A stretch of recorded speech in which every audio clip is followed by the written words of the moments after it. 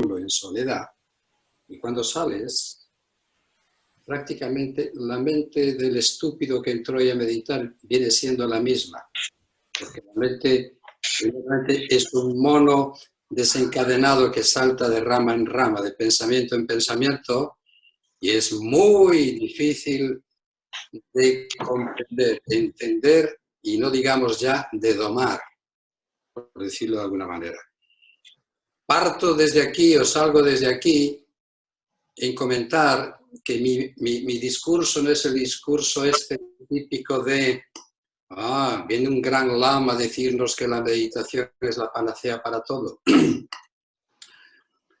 Viene la ciencia moderna desde el punto de vista de lo que se llama la neurociencia contemplativa, decirnos que la meditación hace milagros en nuestro cerebro, etcétera, etcétera, ¿no? Pero esto es de una enorme complejidad. Esto requiere un trabajo de por vida, porque dicen las grandes escrituras, es más fácil atar a un elefante, o es más fácil atar un elefante con un hilo de seda de lo más fino que podamos encontrar, que dominar y controlar nuestra propia mente, ¿sí? ¿Quién dice esto? Aquellos que se han dedicado toda su vida a indagar, a explorar el mundo interno. Y nosotros pensamos que con sentarnos 10, 15 minutos solventamos prácticamente todo aquello que nos hace humanos, que es nuestro propio cerebro o nuestra propia mente. Aprovecho para decir, no obstante, que no me escuchéis mucho. Más bien, de vez en cuando decir algo. Yo prefiero que sea más un diálogo que un monólogo. Una vez que diga algunas cosas que os puede interesar o no, pues me detenéis, preguntar o sugerir o lo que fuere. Bien. Vamos a la meditación. Luego ya, si es necesario, nos extendemos un poquito más, ¿sí? Porque si hacemos un pequeño viaje retrospectivo, brevemente, hacemos una breve incursión, ¿sí? Por ejemplo, nos situamos hacia el siglo X aproximadamente, antes de la Era Común, ¿sí? Aquí hay un tema muy interesante que Jaspers, un famoso filósofo alemán, denominó como la era axial. Es decir, que justamente hacia esa época hay como desde la distancia y sin tener contacto o conexión alguna entre ellos, hay una elevación del pensamiento. Por ejemplo, tenemos el pensamiento racional de Sócrates en Grecia, ¿sí? Pues tenemos los grandes Upanishads de la India hacia el siglo VII, VIII, antes del Era Común, ¿sí? Tenemos el budismo, tenemos Mahavira con el jainismo, y así sucesivamente, ¿no? Tenemos a Confucio en China, ¿sí? El taoísmo, y hay unos vínculos en común a pesar de que no había una conexión para nada entre ellos. Y todos han puesto a nuestra disposición una serie de pensamientos elevados para que el ser humano busque, y podemos denominarlo como deseemos, ¿sí? Su origen, la primigenia del pensamiento, lo último, lo primero, lo cósmico, lo absoluto, lo supremo, la dicha infinita, eudomania, que denominaban los griegos ese estado de felicidad, Satchidananda. Es decir, muchos son los nombres, diversos, distintos, diferentes, e incluso los caminos, pero todos apuntan a una búsqueda, la búsqueda de la verdad.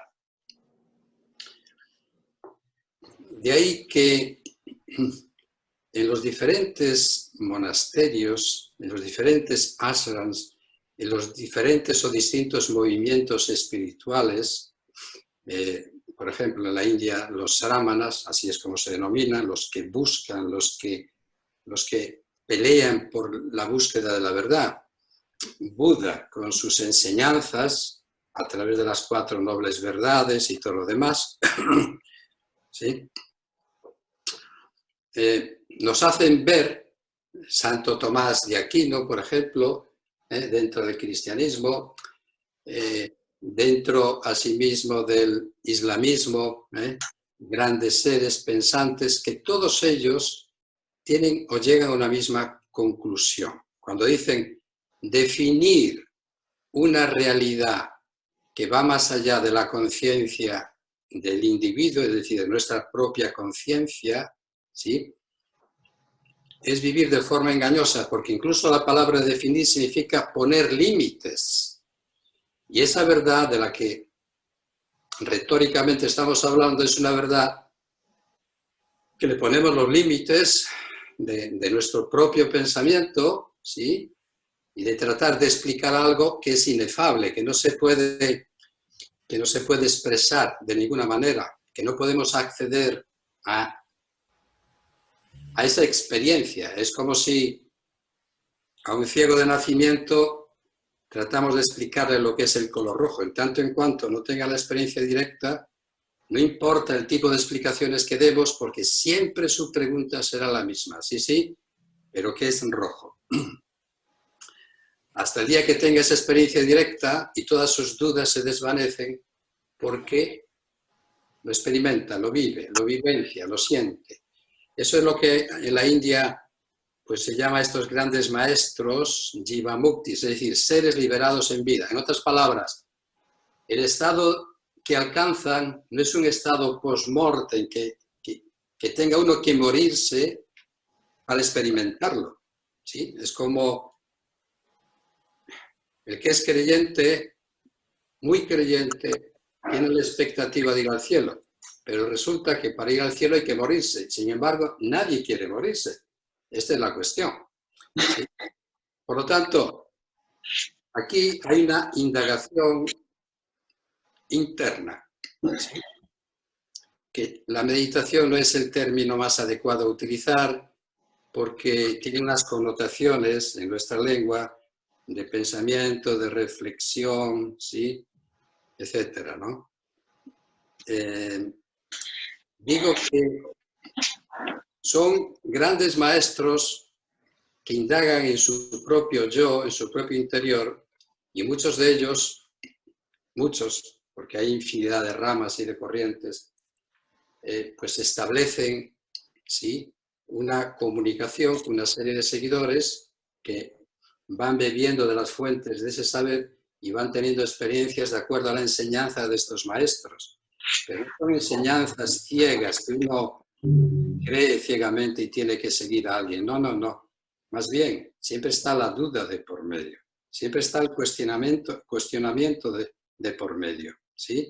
No entrega uno, como hacemos nosotros, la salud al médico, la mente al psiquiatra o al psicólogo, el espíritu al cura, el futuro al vidente y uno se queda sin nada. No.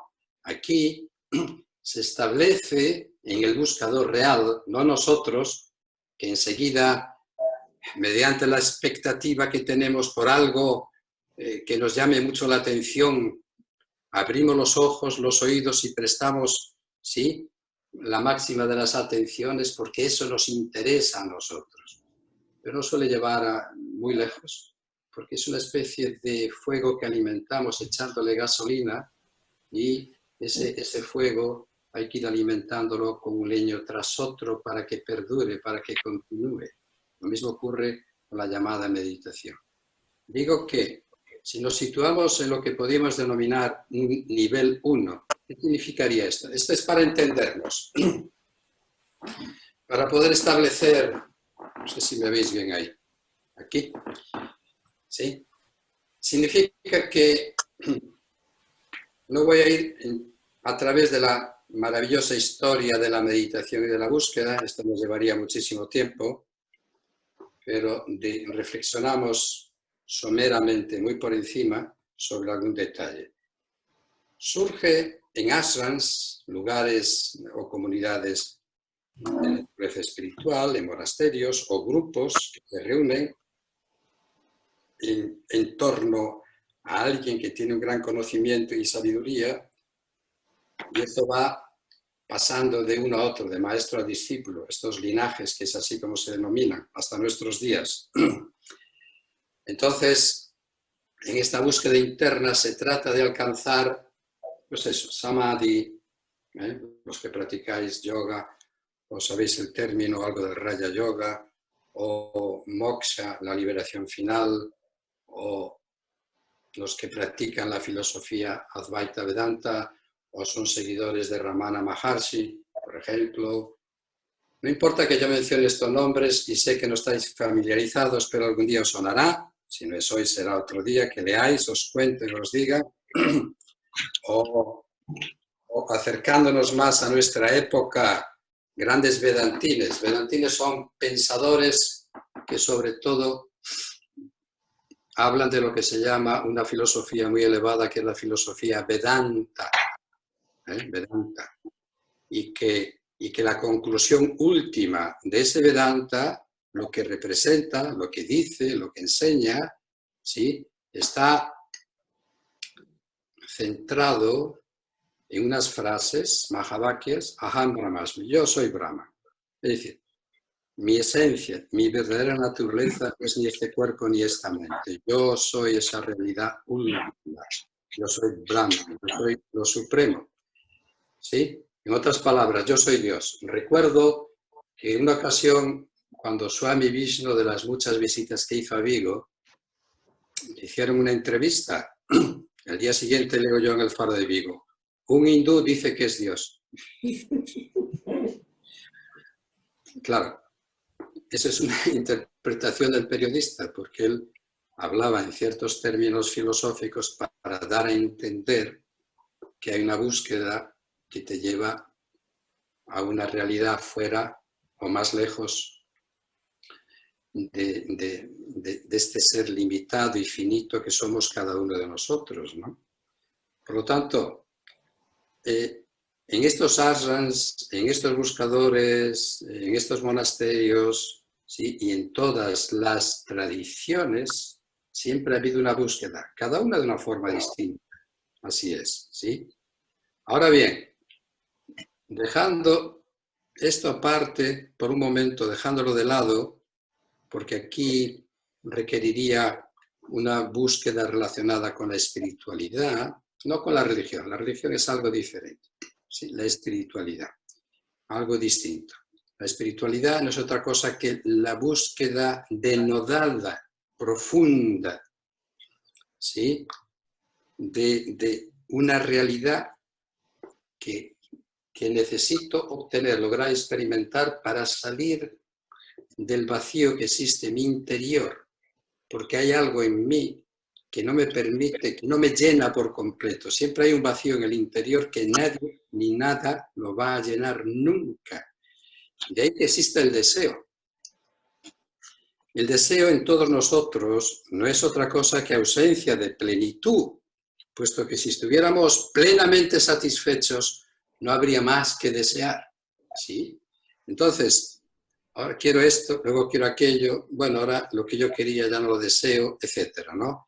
Y eso lo dice también muy claramente Buda en las 4 nobles verdades, cuando habla del sufrimiento, el origen del sufrimiento, la cesación del sufrimiento y el camino que lleva a la cesación del sufrimiento. Es como el médico que hace un diagnóstico, pero parece muy pesimista en principio, y sin embargo te da la medicación adecuada para curar esa enfermedad, lo que en definitiva llamaría luego el nirvana o el nirvana, ¿no? Es decir, la liberación de todo dolor, de todo sufrimiento, ¿sí?, de toda insatisfacción. Bueno, pues estas son las llamadas tradiciones salvíficas o liberadoras, ¿sí?, lo que se llama la filosofía perenne, ¿sí?, la búsqueda de lo supremo. Ahora bien, ese puente que le traslada al individuo, al buscador, no quizá a ninguno de nosotros, puesto que no creo que tengamos la enorme necesidad, ¿sí?, por ello. Cuando Swami Sivananda o a Ramana Maharshi o Ramakrishna le preguntaban ¿qué tengo que hacer para alcanzar esa felicidad? Ramakrishna cogió a uno de sus discípulos, le metió la cabeza debajo del agua, lo tuvo ahí un ratito, ¿verdad? Cuando le retira la cabeza de ese cubo, donde le habían metido la cabeza, dime una cosa, ¿en qué has estado pensando? ¿Tu padre, en tu madre, en tu mujer, en tu esposo, en tus hijos? No, solamente una cosa, respirar, solo respirar. Bueno, muy bien. Pues dice, cuando tengas ese pensamiento prioritario en tu mente de alcanzar esa realidad última de la que me preguntas, la vas a alcanzar enseguida, porque hay un solo pensamiento y una sola dirección. ¿Sí? Bueno, es imposible, porque nuestra mente está abarrotada, y nunca mejor dicho, de miles, de millones de pensamientos que se van manifestando uno detrás de otro. Cuando cumple un deseo, enseguida hay otra aguardando, es como una ola, ¿sí? Viene una y otra detrás y así sucesivamente. Y cuando uno cumple un deseo que le produce cierta satisfacción durante un tiempo, que no suele ser mucho, porque estamos expuestos a lo pasajero. Todo es pasajero, todo es efímero, nada perdura. Por lo tanto, tratar de buscar algo estable, sólido, permanente, pues siento decir que eso no va a ocurrir nunca. Porque nuestra conexión con el deseo y lo externo, ¿sí?, está siempre en constante flujo, en continuo cambio. Nada es permanente, ni la propia permanente de la mujer que dura 6 meses o un año. Por lo tanto, es impermanente. Y cada vez que hay un deseo satisfecho, nos sentimos a gusto. Pero es como cuando uno tiene un mosquito aquí en la mano, le sopla, pero vuelve, hace así uno y vuelve. ¿Sí? Y cuando lo tiene ahí, en un momento dado, ya uno enfadado hace esto y acaba con la vida del mosquito. Y dice, qué bien. Lo que uno no sabe es que cuando has matado a este mosquito, hay 100 nuevos mosquitos que vienen al entierro y al funeral del mosquito que has matado. Igual que cumples un deseo, hay otros 100 aguardando detrás, ¿sí? Por lo tanto, este es algo inacabable. Lo que pasa que este es un movimiento automático para el cual está preparado nuestro cerebro que ocurra, y el detenimiento de ciertos estados mentales requieren, ¿sí?, aquietamiento. Y ese aquietamiento te lo da la meditación. Y la meditación te hace introducir en ese bosque, te lleva a explorar ese bosque mental para que tú entiendas cómo se generan esos pensamientos, cómo se producen, qué calidad, a dónde te llevan, por qué te producen el dolor y la insatisfacción, por qué otros te producen alegría, y así sucesivamente. Decía que a ninguno de nosotros posiblemente nos interese para nada el ir más allá de esta individualidad, muy al contrario, la queremos reforzar, ¿sí? Esto que llamamos el ego. Y no lo digo con connotaciones negativas, como se suele utilizar habitualmente en el yoga. Hay que aniquilar el ego, hay que matar el ego, cuánto ego tiene. Todas estas cuestiones, ¿de dónde salen? Esto no funciona así. Si quieres acabar con tu ego es fácil, te suicidas y se acaba tu vida. No, esto no funciona así. Estamos hablando del egoísmo. En definitiva, supone que el desprenderse del egoísmo se traduce en que el individuo pueda optar a otro estado, a otro nivel, que va más allá del yo, siempre yo y nada más que yo. ¿Hay alguien que ha entrado por ahí? ¿Sí? Por lo tanto, no pensemos que cuando hablamos, aprovecho para decirlo desde luego, el ego aquí, el ego allá, bueno, pues te pones esquinado allí y no eres nadie. Estás sometido a un estado de humildad, ¿no? ¿Y quiénes son los demás para estar siendo jueces de guardia? Tú tienes mucho ego, tú tienes poco, tú esto, tú aquello. ¿Quiénes somos nosotros para estar condenando y juzgando permanentemente todo lo que ocurre. Sí, somos. ¿Y por qué somos? Porque esa es la naturaleza de nuestra propia mente. Cuando uno empieza a entenderlo, y hay un refinamiento en la mente a través de la meditación, todos esos procesos van decreciendo porque hay más espacio, por decirlo así. Hay otro nivel de conciencia, hay una expansión de la conciencia, hay una liberación de lo que te oprime. Porque de una forma u otra uno suele estar bastante descontento o descontenta consigo mismo. Si estuviera aquí, si tuviera aquello, si fuera otro, si tuviera la cosa... Permanentemente te estás negando a ti mismo. No, hombre, no. Primero, empiezas por aprender a caminar. No quieras ir a los Juegos Olímpicos. Aprende a aceptar quién eres y cómo eres. Y a partir de ahí, esos mecanismos innatos que existen en cada uno de nosotros, bien llevados, bien direccionados, nos van a sacar de ese estado en el que estamos atrapados. Como aquella historia de Swami Vivekananda, que ha sido el gran precursor del yoga y aspectos de la filosofía en Occidente, cuando en el año 1893, en el Parlamento de las Religiones en Chicago, contaba una historia muy sencilla, ¿sí? Había una rana en un pozo que vivía feliz con su familia, ¿sí?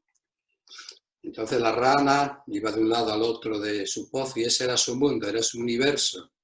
Hasta que un día,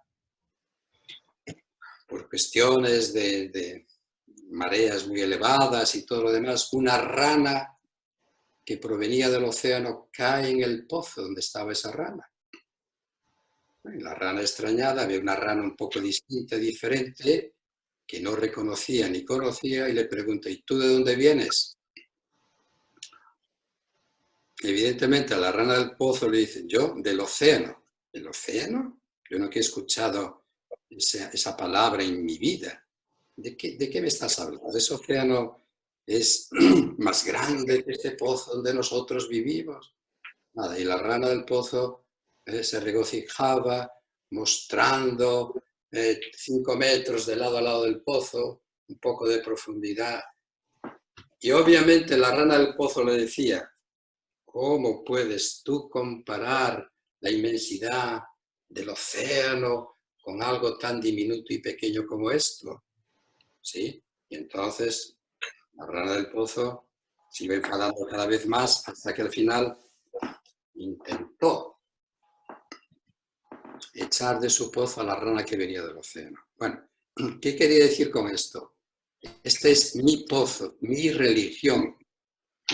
Yo soy católico, yo soy cristiano, yo soy protestante, yo soy maometano. Vivimos en un pozo limitados, ¿sí? Muy diminuto. Cuando hay un océano maravilloso, cuando nos vamos retirando esas etiquetas e identificaciones con la mente, vislumbramos un océano, ¿sí?, de una enorme amplitud. Y eso es lo que da claridad, diafanidad, luz, lucidez, ¿sí?, de la que hablan todos estos maestros. Vamos a aparcar esto por un momento para terminar. Entonces, este tipo de filosofías y de métodos meditativos que son el puente de unión, es traspasar de una orilla a otra, saltar de un lugar a otro, saltar de un estado de conciencia a otro, ir más allá. Esto no nos interesa, pero esta es la propuesta que hacen todos estos grandes maestros. Ya he dicho, en el budismo, en el cristianismo, incluso de una forma brutal, claro, los padres del desierto, ¿no?, en Siria, en Egipto, etc. Bueno, aquello era terrible, igual que los yogis en principio, que era un tapas, que era una austeridad brutal, que era una negación de lo que ahora cuidamos tanto, que es el cuerpo. Pero ya, esta es otra historia diferente. Pero en el fondo, con cierta fe y cierta consistencia en su pensamiento, buscaban algo, confundidos o no importa. Ahora, los métodos de meditación que de ahí provienen ¿sí? Se han secularizado fundamentalmente y están desvestidos, desprovistos de estas cuestiones de naturaleza espiritual o de principios éticos y morales y todo lo demás. Entonces, ¿qué hemos hecho nosotros en estos últimos 50, 40, 30 años? Bueno, una breve incursión, porque tampoco quiero alargarme mucho, ni quiero que os quedéis dormidos, ni muchísimo menos. Pode estar un ano, falando de esto lo que sabe. Es que nosotros hay un movimiento contracultural de los años 60 y pico, que ya veis que con la edad que tengo de ahí más o menos vengo, afortunadamente, y es la época de los grandes gurús, y miramos un poco a Oriente, miramos a la luz, miramos a Oriente, ¿sí?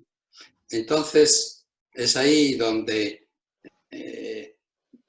se desprende una enorme energía y una necesidad de indagar y de buscar, ¿sí? Maestros, India, he dicho, en el mundo del budismo, de los grandes maestros, aunque diga Sayadaw o Ledi Sayadaw, bueno, el que más podéis conocer vosotros quizás sea Goenka, si habéis hecho algún vipassana,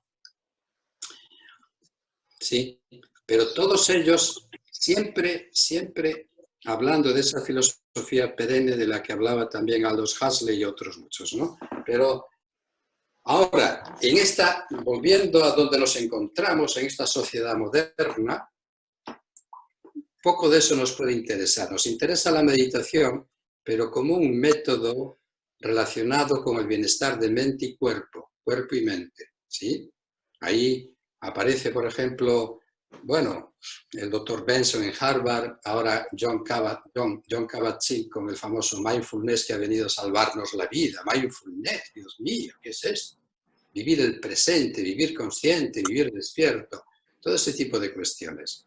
Pero eso está desprovisto, ¿sí?, de los aspectos más fundamentales para que el individuo se desarrolle. Solamente son algún método de concentración, fundamentalmente, pero nada más, no hay transformación en el individuo, ¿sí? Y uno cree que está alcanzando el samadhi, el zenit, la cima, el cielo de no sé qué. Pero esto no es así. A ver, es algo que está muy bien que se haga, pero no con esa reverencia y esas expectativas desmesuradas que si hago tal cosa, mi mente va... Yo hago mindfulness, yo hago yoga, la palabra yoga, sí, la palabra, eso no significa absolutamente nada. Es como si tienes una infección y repites el nombre de un medicamento, clamosil, yoga, clamosil, yoga. Eso no cura para nada la enfermedad. Eso es un gravísimo error. Y por hacer 4 posturas, ¿la vida ha cambiado? No, evidentemente. Mejora tu organismo, tu fisiología corporal, hay una serie de beneficios, pero hasta ahí. Todo tiene una limitación. Si solamente, yo qué sé, desarrollas el brazo derecho todo el día, queda todo descompensado. Hay más cosas que desarrollar para hacerla más integral, más holística, más plena, más completa, ¿sí? Esto es importante entenderlo. Por lo tanto, la ciencia, en principio yo recuerdo, y esto lo digo con absoluto conocimiento de causa, cuando yo vine aquí, empecé a hablar del yoga, de sus efectos, solamente de cuestiones físicas, mentales, de la dieta, no podéis imaginaros, no me tiraban piedras, no me lapidaban porque no estaba en Irán. Hoy en día ya hay una aceptación social de todas estas cosas. ¿Por qué? Porque la ciencia ha dicho, vamos a investigar. Efectivamente, cuando uno medita y se sienta, ¿qué ocurre? Se reduce la presión sanguínea, ¿sí? Al mismo tiempo, la respiración se aquieta, se sosiega, se calma, se reduce el ritmo cardíaco. Vemos que hay cambios en el cerebro, ¿sí? Vemos que el óvulo frontal está determinado por cuestiones relacionadas con la cognición, por lo tanto puedo pensar con más claridad. Al mismo tiempo las emociones no me afectan tanto porque actúa sobre el sistema límbico y por lo tanto la amígdala, todo eso. Caramba, esto lo descubren los neurocientíficos. Ven psicólogos y psiquiatras que el que practica esto, cambia su actitud, su comportamiento, y dice, aquí tiene que haber algo, ¿sí? Luego, los deportistas ven que de alguna forma, pues me ayuda a concentrarme más y a dormir mejor.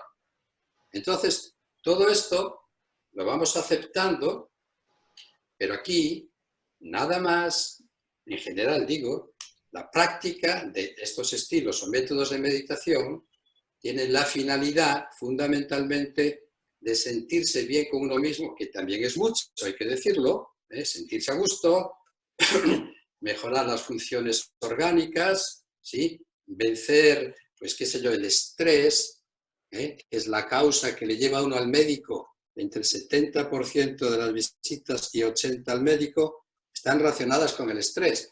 Entonces me doy cuenta que cuando medito, pues controlo mi sistema nervioso autónomo, con lo cual, sí, ya no estoy tan hiperactivo, ya no, la adrenalina no está en constante agitación, ni el cortisol, ¿sí? Y entonces, eso que se llama la farmacia de Dios en el cerebro, ¿sí? Todas las sustancias químicas, neuroquímicas que existen, y impulsos eléctricos y tal, vemos que se van modificando, van cambiando, van mejorando. Y entonces, ¿qué ocurre? Motivada a todos estos estudios e investigaciones, que obviamente lo dice la ciencia, con lo cual es una religión que yo profeso, lo acepto, lo voy a practicar, porque además, de manera machacona, todos los días leemos cosas, leemos libros, llegan mensajes y todos en ese tono positivo, con lo cual me estimula y da lugar a que yo quiera meditar, o quiera hacer un curso de meditación, o quiera hacer algo relacionado con mindfulness, o con la conexión mente y cuerpo, ¿sí? Porque ambos se integran, ambos están interconectados, etcétera, etcétera. Bueno, pues esto es lo que determina que en la actualidad haya también, no hay un solo método, hay muchos métodos de meditación, ¿sí? Que coadyuvan a que el individuo, el practicante, pero que no esté condicionado, porque suele haber un condicionamiento de aquello que me comentan, que me dicen, que leo, etcétera, ¿sí? Y por lo tanto, yo diría, para terminar esto, que existe la meditación dentro de las tradiciones con una vía y un propósito determinado, y existe la tradición, vamos a decirlo así, trasladada a Occidente, ¿okay? que motivado a que se populariza y se practica y que se acoge bien y que luego hay literatura al respecto y hay infinidad de canales y de conductos para acceder y llegar a ello, entonces, entre comillas, voy a decir, se vende, ¿sí? Como, he dicho antes la panacea, la liberación de nuestros males. Pero la mente no se cambia así, porque la mente está muy arraigada al deseo. Y la mente se mueve fundamentalmente entre dos aspectos, lo que me gusta y lo que me disgusta, lo que quiero y lo que no quiero, lo que me agrada y lo que rechazo, eso que se llama dualidad. No hay una sola cosa, ¿sí? Si hay algo, esa sola cosa tiene que estar más allá, que configura y crea las dos, crea la dualidad, que es la propia mente. Por eso se dice a veces meditación trascendental. ¿Qué significa? Que trasciende las limitaciones que le tienen a uno atado y esclavizado. Desde ese punto de vista, primero, de ese tipo de meditación. Desde nuestro punto de vista, no. La meditación me da más tranquilidad, me siento más a gusto conmigo mismo. Como he dicho antes, bueno, pues antes solía estar más deprimido y triste, pues ahora me siento pues mucho mejor, etcétera. Es decir, que va en favor, sopla en favor del bienestar, del cuerpo y de la mente, ¿sí? Y eso da cierta satisfacción, y da cierto equilibrio, y da cierta armonía, que en definitiva es lo que todos queremos, ¿eh? Por lo tanto, este tipo de meditación es la que se suele realizar. El resto ya supone un compromiso con uno mismo, de búsqueda, a veces de cierta renuncia, como decía San Juan de la Cruz, dejarlo poco, ¿eh? O dejar el todo por lo poco. O sea, estos son, nada, son 4 en el mundo y yo creo que ninguno estamos ahí, en medio de esta historia, a pesar de que la mente sea muy engañosa y nos haga unas propuestas magníficas, pero que se queda en la idealización y nos cuesta mucho salir de ese atrapamiento que es nuestra propia mente, pero que también la mente a veces puede ser una especie de enemigo que nos roba la calma, pero también puede uno convertirla en el mejor de los amigos, que es de lo que se trata. ¿Y cómo se logra esto? Bueno, pues ni tomarlo como un paraíso artificial, donde, solamente me siento bien cuando medito, el mundo es mi enemigo. No, hombre, no. Es una especie de salvaguarda, de refugio que tú buscas para protegerte de tantas cosas. Pero eso psicológicamente no es sano para ti. Al contrario, tienes que saber integrarte en todo aquello que te rodea, porque formas parte de ello, solamente que puedes hacerlo con ojos distintos, con una mirada diferente. Eso es verdad, ¿no? Pero no ver enemigos por todos los lados y solamente ser parcial en una manera de comportarse porque aquí me siento. Sí. Lo mismo. ¿Hola? Nada. Por ahí vamos. Bien. Entonces, para finalizar, una cosa. María José, Sí, ¿estás oyendo? sí, ¿Y estás viendo? sí. Vale, que no te veo el nombre solo activo, vale, bien. Por lo tanto, 2 cosas aquí. 1, las tradiciones, vamos a llamarle liberadoras para entendernos, y los métodos de meditación que hoy en día se suelen utilizar, en general, todo tipo de cursos, de libros y tal, pero cuya visión es una visión fundamentalmente que apunta al bienestar del individuo. Entonces, también decía Krishnamurti que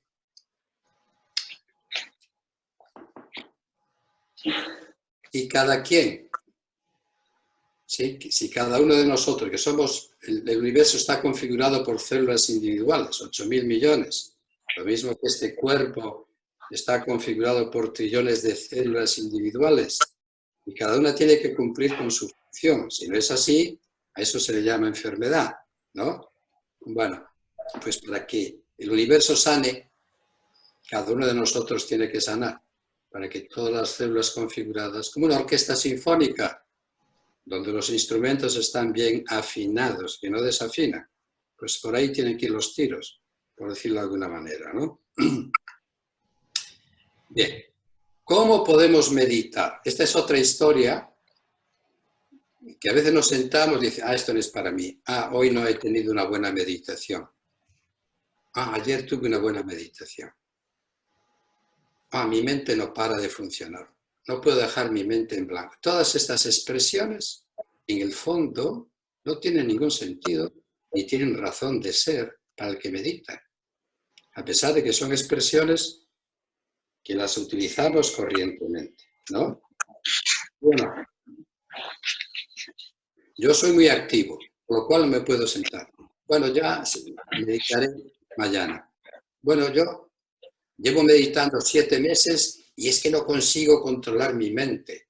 Todo este tipo de cuestiones. ¿De dónde surge esto? Pues de un acercamiento incorrecto, inadecuado al entendimiento de lo que es la meditación y la mente y cómo hay que hacerlo. ¿Cuál es el procedimiento? ¿Sí? Por lo tanto, vamos a hacer primero algo, ¿sí? Carmen, ¿qué hora es? Que no lo sé. Uf. 9. Bueno, adiós, lo dejamos para otro día y meditamos otro día directamente, ¿no? ¡Hombre! Ahora... El contrato es 1 hora. Bueno. Ay. Mira, bueno, ahora hay 2 alumnas tuyas por ahí, Madana. Iba a presentarte y no me dejaste, macho.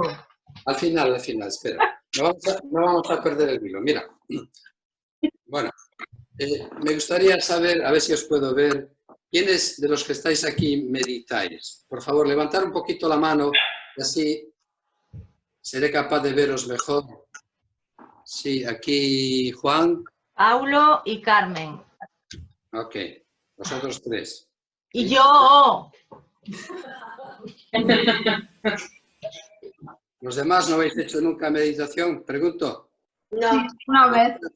Yo sí. Los que no habéis hecho nunca, o poco. Hola, Eugenia, ¿eres tú? Castigada. ¿Estás ahí desde el principio? ¿No? Eugenia, voz. No, perdonad, pero me equivoqué de hora, perdonar. Estoy ahora para la meditación. Vaya, bueno, no pasa nada. Bien, entonces, Vale. 4 o 5 instrucciones al respecto, después de todo lo que hemos hablado, ¿sí? Y que debemos tener en cuenta. Bien. Para meditar, en principio, se sugiere una postura determinada, ¿no? Sobre todo, erguido el tronco. No preocuparos mucho por esto, si es posible, ¿ok? Ahí, Madana, si vamos a meditar, nos silenciamos. ah, sí, por favor, claro, porque si no hay mucho ruido. Sí. Quiero decir, el audio, ¿no? El audio. Sí. Luego, si queréis preguntarlo, lo accionáis. Sí. Bien. Por lo tanto, uno se puede sentar en una silla, en el suelo, en fin, donde esté cómodo, ¿sí? Hay tradiciones que suelen ser muy exigentes, como el Zen, por ejemplo, y cantas a sentarse y nada más, o sea, que tienes que estar quieta. Olvidaros de eso. Una postura agradable y cómoda, como la define Patanjali en los Yoga Sutras. ¿Sí? Bien. Ahora fijaros bien en esto. Cuando uno se sienta a meditar, habitualmente nos solemos sentar con muchas expectativas. Voy a meditar a ver si consigo estar más tranquilo. Voy a meditar a ver si domino, controlo mi mente. Voy a meditar para lograr no sé qué. Es decir, solemos meditar con un propósito y con unas expectativas, lo cual es inevitable. Es inevitable. Pero que a la larga todo eso hay que ir rebajándolo. Porque si no, ¿qué es lo que está ocurriendo en esa meditación? ¿Sí? Estás colocando tu deseo ahí delante para que algo tenga que producirse mediante la expectativa que tú colocas para acabar con estos males, para ser mejor, para no sufrir, para no enfadarme, para esto. ¿Sí? Entonces, eso te va llevando gradualmente a cierto estado de frustración. Porque lo quieras o no, nunca, o casi nunca, se va a producir lo que tú aguardas, porque es un deseo ferviente por el logro de algo, con lo cual estás atado, y nunca mejor dicho, por ese deseo, no te va a dejar estar en paz durante la práctica de la meditación, sino que va a acudir diciendo, estoy aquí, a ver qué hay de lo mío, ¿por qué no aparece esto? ¿Por qué me aparecen infinidad de pensamientos y de recuerdos? Y a pesar de que estoy quieto y deseoso de que algo ocurra, no. En definitiva, hay que tratar de mantener una mente ecuánime. Ecuánime significa que acepto el juego de la mente, tanto lo que me gusta como lo que me desagrada. ¿Sí? Mantengo una mente, por decirlo de otra manera, un tanto, vamos a decir un tanto. Todo esto es un tanto, no es algo que tenga que ser necesariamente así en principio. Una mente reactiva, es decir, una mente que ante los pensamientos que van surgiendo, estoy siendo una especie de juez, estoy juzgando. Este pensamiento no me gusta, ay, aquel sí, ay, este que me agrada, que se me quede aquí, que me hace feliz. Y así sucesivamente. Uno no juzga. Dos no es no juzgar, no estar identificándose una vez tras otra con todo aquello que está sucediendo de aquí para arriba. ¿Sí? Luego, hay pensamientos que me desagradan, que no quiero tener, etcétera, que no quiero... No, tranquilidad. Mantengo una mente absolutamente abierta y todo lo que venga, recíbelo como huésped, como un huésped que llega a verte. Lo recibes con plena aceptación. A ver, esto es un decir, esta es la teoría, ¿ok?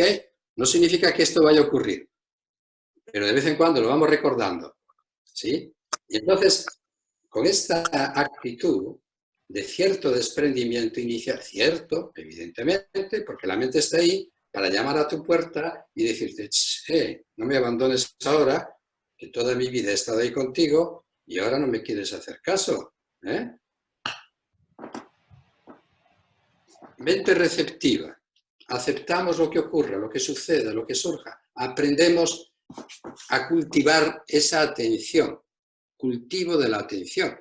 Como cuando uno coloca ahí una semilla y lo que pasa es que uno quiere comer el fruto. Pero esa semilla hay que regarla, hay que dejarla que crezca, hay que darle su tiempo. Lo mismo ocurre con la meditación. No hay prisa, no hay prisa. Porque si no, hay irritabilidad, ¿sí? Hay frustración, se genera mayor inquietud, todo este tipo de cosas, ¿no? Por lo tanto, tengamos en cuenta una mente receptiva, una mente que aprende a aceptar, ¿sí? Una mente que aprende a no juzgar y a no estar reaccionando permanentemente ante todo lo que surge. Por lo tanto, uno se convierte en un observador y un espectador, como cuando uno se sienta al lado de un río ahí y ve transcurrir ese espectador del agua que baja, los remolinos que se forman, la corriente contra una roca, etcétera. Ve ese mundo que se está manifestando ahí de formas que se van dando y tú le das nombre. Este es un remolino, este es el agua, este es una ola, este es tal, este es aquello, pero tú estás ahí observándolo, ¿sí? Sin verte afectado, sin estar reaccionando. ¿Es eso posible? Rotundamente no. ¿Será posible? Rotundamente sí, pero darle tiempo, ¿sí? Como si quieres desarrollar la musculatura, vas al gimnasio todos los días, ¿eh? No puedes decir, soy Mr. Universo y los músculos están como están. Hay que ir todos los días, como hacen estos culturistas o quienes sean. Pues aquí igual, todos los días un poco, y con la actitud adecuada, que te va a liberar, no te va a atrapar en un estado de mayor desasosiego que no quieres. Por eso, de salida, de partida hay que mantener la actitud adecuada. Bien, todo esto requeriría un curso de mucho tiempo, ¿sí? Porque estas cosas luego hay que ir desarrollándolas, evidentemente, ¿sí? Tener en cuenta esto, ¿eh?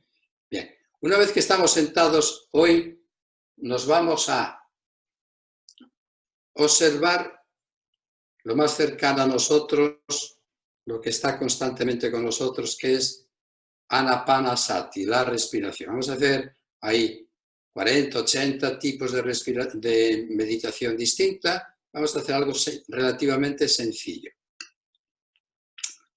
Y que no es un ejercicio de respiración, aun cuando la respiración es altamente beneficiosa por los enormes beneficios que produce, pranayama, etc. Eso es otra cosa. Entonces, al sentarnos, procuramos relajar el cuerpo, que no haya tensión. Eso es lo número 1. Número 2, una vez relajados, dejamos que la respiración se produzca de forma natural. No hace falta que vayamos a intervenir en la respiración. No es un ejercicio de respiración, es la observación de la respiración. Y observamos solo el aire cuando entra por las fosas nasales, observamos el impacto. En principio no vamos a observar ni impacto de nada, porque todavía la mente no tiene ese refinamiento y esa capacidad. Notaremos el aire que entra, quizá el roce que se da en las fosas nasales con la inhalación y la expulsión del aire. Una vez y otra vez. Ahí, en ese proceso, vamos a anclar la mente, vamos a concentrar la mente, vamos a prestar atención a ese proceso una vez y otra vez. De manera que cuando la mente se vaya al pasado, a un recuerdo, se vaya al futuro, se vaya de aquí para allá, muy bien, ¿qué hago con eso? Cuando me doy cuenta que ese proceso se está dando, primero me doy cuenta, soy consciente de ello, y luego lo acepto. Digo, ¡ay, ya está la mente aquí! ¡Ay, que no me pueda concentrar! ¡Ay! Esas protestas no sirven de nada, sino que me doy cuenta, lo acepto y paciente y conscientemente vuelve mi atención a ese punto de apoyo, a ese punto de observación, a ese punto de concentración, a esa presencia de la mente en ese proceso que se da ahí momento a momento, una vez y otra vez. Dice un famoso maestro budista que ahora vive en Inglaterra y que estuvo en Tailandia con un famosísimo maestro de meditación, Ajahn Chah. Dice, ya sé que vosotros preferís estar en una discoteca y esto y aquello, pero lo siento mucho. Mente arriba, mente abajo, respiración arriba, abajo. Ya sé que es muy aburrido, pero no nos queda más remedio. Así es como Buda alcanzó la liberación, que no tenemos que llegar a tanto, ni muchísimo menos, pero lleguemos a cierto grado de equilibrio. ¿Sí? Por lo tanto, creo que está entendido esto. Postura, dejamos que la respiración fluya, poco a poco, tomo conciencia del cuerpo, mentalmente lo recorro, aflojo la musculatura,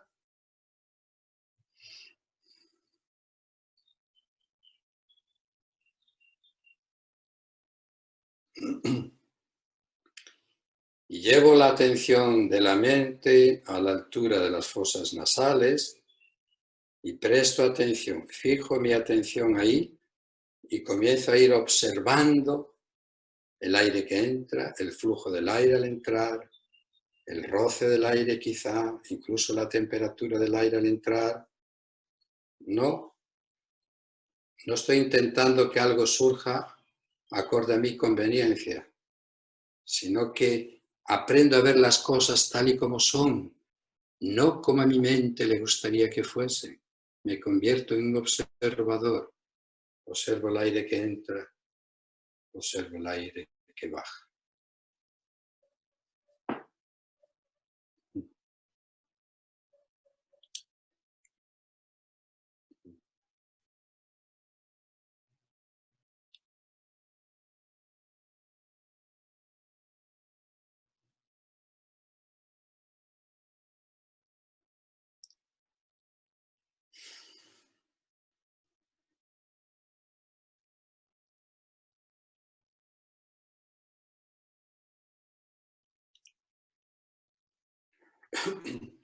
Cuando soy consciente que mi mente se va hacia una idea, forma parte de ella, me identifico con ella, reacciono ante ella, vuelve mi atención a la respiración, pacientemente, conscientemente, y lo observo. Si hay pensamientos que me llevan de aquí para allá, aprendo a observarlos en vez de participar de ellos. No los rechazo, los acojo y los observo. Y vuelve la atención de nuevo a observar el aire que entra y el aire que sale, una y otra vez. una y otra vez, pacientemente.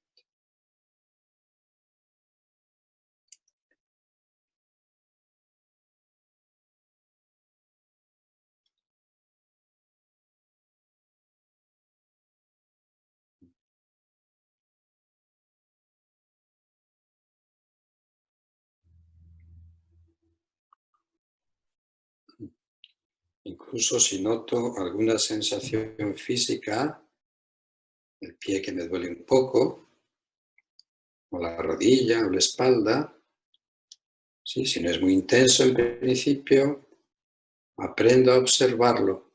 En vez de reaccionar y empezar a moverme, lo observo.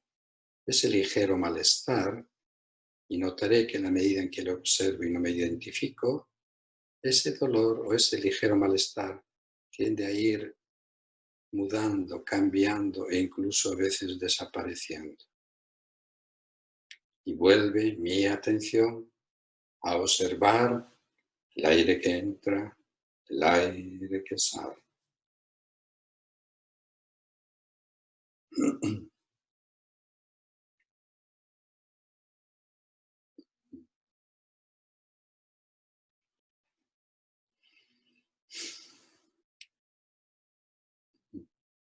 Y vamos a quedarnos ahí unos 5 minutos en silencio, siguiendo estas instrucciones.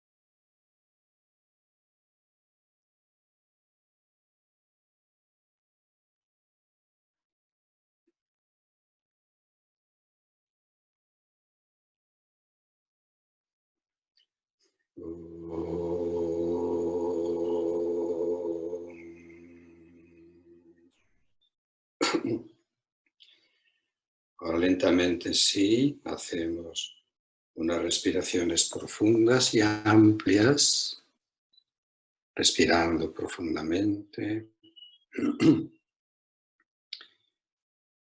Suavemente entreabrimos los ojos, sin prisa ninguna. Estamos ahí un momento. Cada vez que hagamos una meditación o una relajación, no salimos de golpe, súbitamente, sino que lo hacemos lentamente.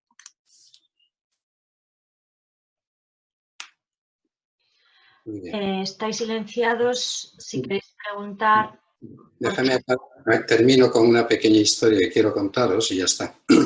Esto, decir que también es importante, en vez de estar la mente dispersa siempre en todas direcciones y aprender a desarrollar la atención y la concentración, que ahí es donde hay poder. Lo que se llama el poder de la mente no es otra cosa que aprender, como una linterna que se hace de luz de noche, si se dirige en una dirección y nos hace ver.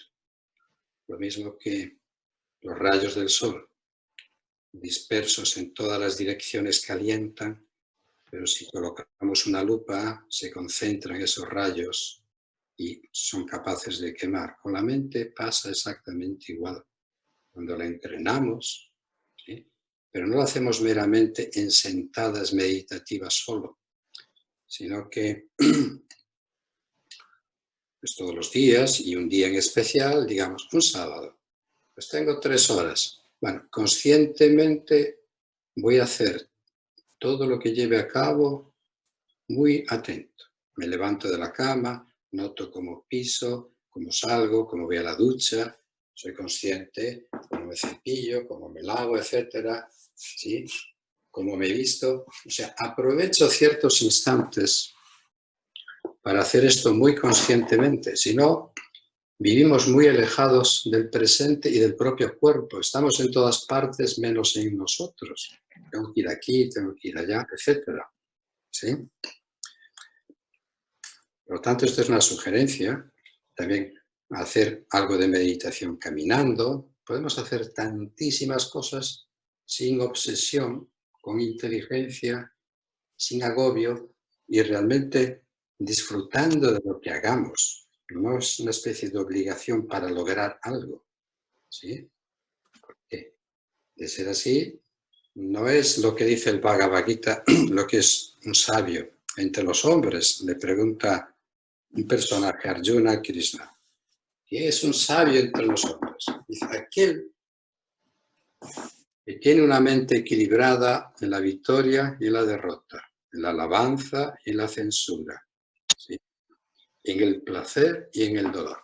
Una mente ecuánime. Por eso uno de los términos samatva del yoga es equilibrio. Yoga es la habilidad en la acción, por ejemplo, ¿no? Todo ese tipo de cosas. Pero esto tenemos que saber interpretarlo. Y una vez que sabemos interpretarlo, puede ser llevado a la vida cotidiana con mucha facilidad. Y es no una interpretación cualquiera, no es válida cualquier cosa. Bueno, por lo tanto, nos sentamos meditando. No, hay 3 tipos de sensaciones, agradables, desagradables y neutras. Punto, no hay más. Lo que me gusta, lo que quiero, lo que me disgusta y lo que rechazo. Punto. ¿Sí? Y neutras que no le presto atención. Cuando medito, acepto todo, lo bueno y lo malo, lo agradable y lo desagradable. Porque si no, soy prisionero de esos pensamientos que quiero rechazar o de aquellos que quiero tener conmigo. De ahí lo que hemos comentado, aprender a observar con desapasionamiento. Los sentimientos, ¿dónde está? Hay más sentimiento que nunca. Uno cree que se desprende de sentimientos, de emociones, de sensaciones. Eso es no entender nada. Eso hay que darle tiempo a esos procesos. El sentimiento va a estar ahí, las emociones van a estar ahí. Lo que pasa es que va a estar mucho más refinado. Es lo único que ocurre. Última historia. En una ocasión, las historias reflejan cosas e ilustran a veces mensajes que son difíciles de dar si no es a través de algo así, ¿no? Había un leñador en los Himalayas, un gran devoto de su dios, de Shiva, y todos los días le hacía ceremonias, rituales, puyas, esto, aquello, repetía mantras. Bueno, un día se le aparece Shiva y le dice, bueno, hombre, bueno, ya que eres tan devoto mío, pídeme lo que quieras que te lo voy a conceder. Pero te voy a poner a tu disposición un genio que va a hacer en todo momento lo que tú le digas para cumplir tus deseos, pero con una condición. En el momento en que dejes de pedirle algo, tiene todo el derecho del mundo a acabar con tu vida. Dice el leñador, bueno, tendré yo cosas que desear toda la vida. Aparece el genio, aquí estoy, señor, ¿qué deseas? Construyeme una cabaña maravillosa que he estado viviendo en una cueva y ahora ya necesito otro tipo de vivienda. A los 3 minutos construye. ¿Qué más? Quiero que vayas a un lugar, a un pueblo maravilloso y me traiga los mejores alimentos. A los pocos minutos vuelve. ¿Qué más? Ahora quiero que vayas a buscarme esa agua cristalina de esa fuente que está en tal. Y así, un día tras otro, un día tras otro. Hasta que empieza a dudar y lógicamente el genio dice, pero bueno, rápido, que ya sabes que si no, tengo todo el derecho a acabar con tu vida. Y empezaba el hombre ya a sentirse agobiado ya, ¿eh? Un día tras otro ya a veces dudaba y no sabía qué hacer o qué decir o qué pedir. Hasta que observa que no lejos del lugar que le había construido esa maravillosa cabaña, no lejos de ahí había un yogui meditando siempre. Siempre aparece un yogui meditando porque se supone que son los que tienen las respuestas para todo. Entonces, en una de estas, cuando manda el genio a que cumpla uno de sus recados, se acerca el yogui ya sabía lo que pasaba, ahí tenía los ojos entreabiertos, se lo ve llegar y dice, ¿qué deseas? Y le cuenta, mira, me ocurre esto, tengo este genio que está a mi disposición, pero yo le pido una cosa y otra y la cumple rápidamente y luego viene otra y otra y otra y ya estoy tan infeliz que no sé qué hacer y no me deja en paz ni un solo momento. Dice, no te preocupes. Dile al genio que venga aquí. Genio, ven aquí. Muy bien. Ahora dile que vaya al lugar más lejano y que traiga el árbol más alto que pueda encontrar. Y así hace. Aquí está, ¿qué más? Ahora dile, te dice el yogui al leñador, dile a tu genio que plante el árbol ahí. Genio, planta el árbol. ¿Qué más? Rápido, que si no acabo con tu vida. Ahora dile que suba. Genio, sube. Ahora dile que baje. Genio, baja. Sube, manténlo así, baja, manténlo así, sube, baja, sube, baja. Y al cabo del día, el genio estaba tan tremendamente agotado ya de subir y bajar, que se acerca al leñador y dice, Señor, Señor, por favor, si me dejas ir, yo te dejaré en paz para siempre. Al escuchar esto, el leñador siente la liberación, evidentemente, y lo deja ir. Muy bien. ¿Qué significa esto? ¿Qué ilustra esto? Bueno, el leñador somos cualquiera de nosotros. Quiero esto, quiero un coche, quiero cambiarme, quiero enamorarme, quiero divorciarme, ahora quiero esto, ahora no quiero aquello. Día tras día, día tras día. Y evidentemente llega un punto determinado que ya no sabe uno qué hacer. Se acerca a alguien que pueda arrojar luz. Y en este caso sería este yogui que está ahí. Y te dice, mira, ¿sí? Ese árbol ahí, plántalo y dile a tu genio que suba. Observa, sube, observa la inspiración que sube. Genio, baja, observa la inspiración que baja. Sube, baja, manténlo ahí, vuelve ahí una y otra vez. Sube, baja, Y llega un punto determinado, ¿sí? ¿Qué es lo que te dice? Eso que quiere estar permanentemente cumpliendo deseos. Si me dejas en paz, yo te voy a dejar en paz. Y es cuando la mente va a sentir esa paz que sobrepasa todo entendimiento y ese silencio interno que es la música del alma, y aunque no lleguemos ahí, vamos a llegar a equilibrar dopamina, serotonina, etcétera, ciertas sustancias que nos llevan a un equilibrio en nuestro cerebro, a sentir la vida de otra manera, a interpretarla de otra forma, a notarnos más a gusto con nosotros mismos, a entendernos mejor, a entender a los demás. En definitiva, el cielo en la tierra. Eso es todo. Así que bueno, muchas gracias por vuestra atención. Espero que alguna cosa os pueda servir y ayudar en algo. Agradecer a Carmen estos maravillosos momentos y esta oportunidad que me brindas para estar aquí con vosotros y decir que tenéis una magnífica profesora. Ojalá yo viviese en Santiago para tomar clase con ella. Eso está pagado para que diga. Muchas gracias, Madana, de verdad. Bueno, que vaya bien, pues.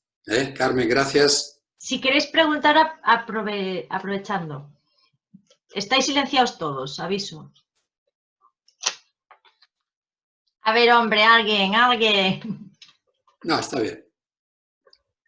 Han entendido todo, están a gusto y ya está. Con eso es suficiente. Si hay 3 o 4 ahí que me dijeron que iban a preguntar mucho. Ahí están callados. Nos hemos alargado un poquito, ya que no tenemos oportunidad de vernos con frecuencia, al menos un día, pues invertimos así un poquito el tiempo y cambiamos y ya está. De vez en cuando está bien. Quiero preguntar, no sé si se me oye. Sí.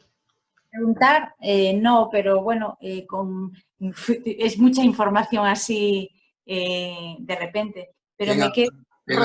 Rosana. Non te has puesto o ¿Dónde vídeo? está Rosana? Levántame la mano, que yo te No, vea. no se ve, Mara. Ok. Ahora. Hola Rosana, ¿qué tal? Pensé que estaba viendo el programa de Iker Jiménez, algo misterioso. ¿Qué tal? Hola, Manuel, ¿no? Madana, sí. Madana, perdón. Puedes Pues llamarme, si he dicho lo que he dicho, tampoco está de más que me llames Dios, porque yo soy Dios. Y pues, tú también. No hay diferencia entre tú y yo, ¿de acuerdo? Dime. no, que preguntas no tengo porque, bueno, es mucha información así que hay que procesar y son muchas cosas. Otra cosa sería buenas tardes, buenas noches, y ya está. Ahí no habría ninguna información. Muchas cosas desconocidas, pero sí me quedo con así un poco la reflexión, es que la meditación se puede hacer en muchos momentos del día sin tener que, pues esa atención en el paseo, en las cosas, en las pequeñas cosas que hacemos diarias y bueno, me quedo con lo de observar y aceptar tanto lo bueno como lo malo y el estado neutro, es decir, hay ciertas cosas que... Si me permitís simplemente decir que eso no es otra cosa que prestar atención. Como un profesor dice, niños, atención, atentos. O sea, prestar atención. Vas conduciendo, tienes que prestar atención. O sea, ese es un proceso mental que aprendemos a entrenar. Pero no hay nada especial. Lo único que te ayuda es a no estar rumiando ahí permanentemente, yéndote al pasado y al futuro. ¿Ok? Simplemente... Te centra. Bueno, te centra un poquito, pero la mente es muy tozuda en eso y va y viene. Pero eso no sería propiamente dicho meditación. Eso es como una ayuda, evidentemente, que en vez de haber mucha dispersión en todas las direcciones, centramos un poquito, pero la mente se va a ir escapando permanentemente si no le entrenas. ¿Me explico? O sea, de acuerdo. Simplemente quiero quitarle un poquito de hierro al asunto en el sentido que toda esta historia propia que he puesto de moda John, que yo conozco a muchísima gente y a estos profesores de las diferentes universidades con las que tengo contacto con ellos, pero que se pasan, porque es excederse un poquito en dar a entender que estando la mente presente tus males se van y se van. No, simplemente si tú tienes el deseo de mejorar en algo, alguien te instruye, haces algo y evidentemente algo mejora. Pero no es nada más que cultivar un poco la atención. ¿Sí? Nada más. Bien. Ahí Pero bueno, me quedo ahí. Otra cosa es otra cosa. Bien. Gracias. No quiero entrar aquí en disquisiciones que no es el momento. Esto, como digo, los impactos que se generan en nosotros vienen dados por el interés que tomamos en algo. Por ejemplo, os pongo un ejemplo. Pues qué sé yo, ahora no por el virus este famoso, pero bueno, suelo ir a sitios determinados y, a ver, ¿alguno ha oído hablar de, pongamos por ejemplo, Sai Baba, por ejemplo? Sí. Algunos quizás sí, otros no sabéis quién es. Bueno, es una desgracia como otra cualquiera, pero bueno, hay gente que tiene empapelada su casa con fotos de Sai Baba, os pongo como ejemplo, ¿no? O es igual, o Sai Baba, o Swami Chinmayananda, o en fin, diré nombres que a lo mejor no os dicen nada, pero serían como para los que son futboleros a no poder más, decir Messi o decir Cristiano Ronaldo, o en fin, así, ¿no? Muy conocidos. Eso. Muy bien, estando yo en muchos sitios, pero voy a poner el ejemplo de Argentina, ¿sí? Entonces, claro, desde la distancia todos estos personajes son grandiosos. O Amma, la del abrazo fraterno, igual la conocéis más, la que da abrazos. ¿Sí? ¿No? Dicen que Bueno, sí. Dicen que bueno, sí. es el apóstol Santiago, que van los peregrinos y la abrazan, ¿vale? Sí. Porque si no, no vamos a salir de aquí. Entonces, a ver, ¿qué has sentido tú estando en presencia de Sai Baba o de la Madre Mira o Amma, no sé quién, o no sé cuánto y tal? Y un día me cansaron tanto, bueno, cansar en el buen sentido de la palabra, ¿eh? Lo digo con humor, ¿sí? En tono humorístico.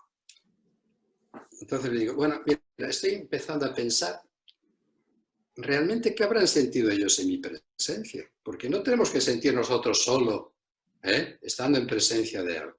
Eso es atribuirle a alguien, ¿sí?, un cierto poder, ¿sí? Pero si tú no conoces a la persona, ahí va esa señora, muy bien, ahí va la reina de Inglaterra, de repente el impacto del nombre se produce en la mente y despierta un gran interés, ¿no? Con estos individuos, estos maestros y tal, o Muji, ¿conocéis a Muji que vive en Portugal ahora? No. Bueno, está Carmen, ponlos un poquito al día. Entonces, la cuestión está así. La cuestión está en todas estas historias, ¿no? Los impactos, y es lo que nos llama la atención, pensando que ahí, en ese personaje, hay algo especial. No hay nada especial en nadie. Yo, para eso mejor me refiero a ir a ver a, bueno, ya no, desafortunadamente, a Krishnamurti, leer un poco. No todo es válido tampoco, ni todo es así, pero algunas cosas te puede hacer distinguir y reflexionar, no aceptar ciegamente las cosas, que es muy común en el yoga. Viene no sé qué, viene, nadie te va a salvar la vida, nadie te va a hacer nada especial, eres tú. Mira, cuando uno dice creer en Dios, en realidad está creyendo en sí mismo, porque está creyendo en la idea que él construye de lo que Dios es. Aquí tendríamos que empezar a quitar ciertas ideas que son tan preconcebidas en nosotros y tan construidas. La idea de Dios que tiene un musulmán no es la idea de Dios que tiene un cristiano. La que tiene un indio no es la que tiene un jainista, por ejemplo, y así sucesivamente. Son construcciones mentales humanas que corresponden al mundo del pensamiento. Entonces, por eso se dice, cuando en último extremo hablamos, ojo, nos situamos en la cumbre del Everest, porque ahora estamos en el campamento base y hay que ir, otro campamento, tal, el ascenso, hasta que al final hay el ataque a la cumbre. Bueno, a la cumbre llegan poquitos, ¿sí? Los grandes, y depende qué cara elijan para subir, pero pueden ir por la cara norte, sur, etcétera. Pues aquí igual. Los grandes escaladores del espíritu son pocos, pero nosotros solemos darle un enorme valor. Y termino con esta anécdota. Estando yo en el ashram de Ama en la India, siempre me encuentro con gente de todo el mundo por ahí, evidentemente. Había unas chicas americanas preciosas, vestidas de blanco, y se encargaban de la lavandería del ashram, del sitio, de la comunidad. Y yo le decía, vamos a ver, ¿cuántas lavadoras habéis puesto en vuestra casa en Nueva York o en San Francisco? Seguro que ninguna. Que venís aquí a la India pensando que va a haber algo místico. No, lo único místico es estar alejado de tu casa, pensar que la India te va a integrar en no sé dónde y vives aquí. Cuando vuelvas, ayuda a tu madre y a tu abuela a poner la lavadora, que nunca lo has hecho en tu vida. Y es lo único que estás haciendo aquí. O sea, quiero decir que eso depende de la actitud, del acercamiento, de la búsqueda, de tantas cosas. Pero yo creo que necesitamos más que nada aprender a discernir, no a aceptar ciegamente todo aquello que se nos dice. A mí viene alguien y me dice, repite este mantra y se te despierta la kundalini. No sé qué, y ahora todo el mundo es entrenador de los chakras. Te van a alinear los chakras. Los entrenadores de fútbol ponen una alineación, el Celta, Real Madrid, el Deportivo, etc., ¿no?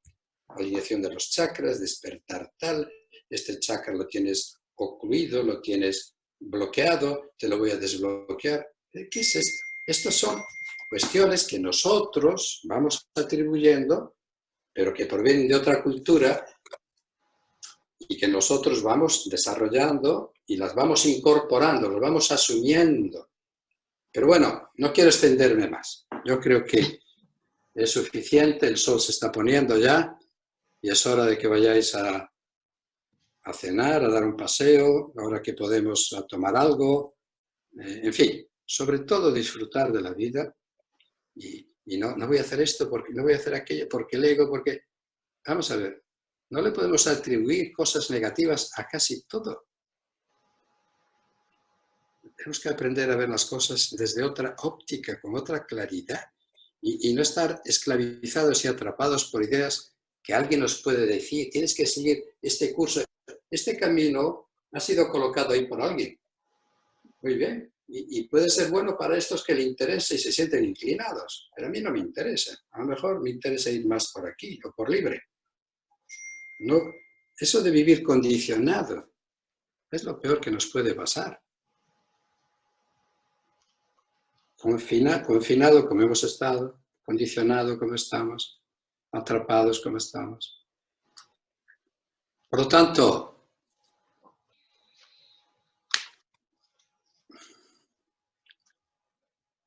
creo que no tengo más que decir. Solo desearos buenas noches. Preguntas.